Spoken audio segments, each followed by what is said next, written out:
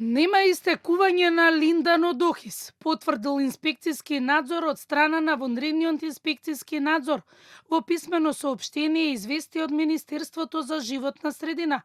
Инспектори од Инспекторатот за животна средина биле на терен во средата и не потврдиле никакви промени. Имаше жалби за непријатна мирис од кругот на Охис, не од мирис на линданот, туку од мирис на изгорена пластика.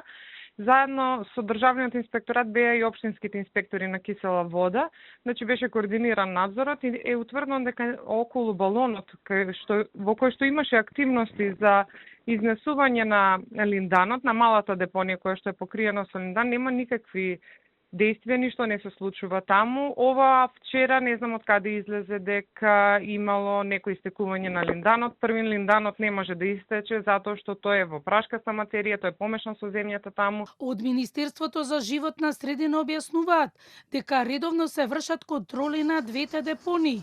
Малата депонија се уште е во процес на чистење. Отстранувањето на линданот и други опасни и штетни материи започнава во 2021 година.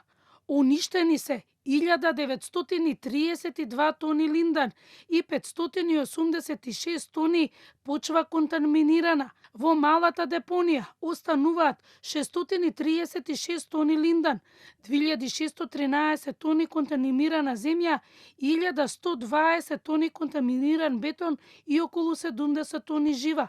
Големата депонија се уште не е почната со чистење, каде што се проценува дека има повеќе од 50.000 тони контаминирана земја и канцероген линдан.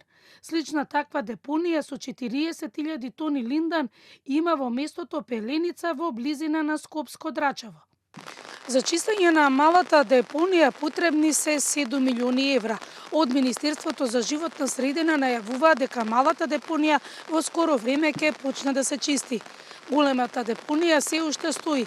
За незиното чистење потребни се 100 милиони евра.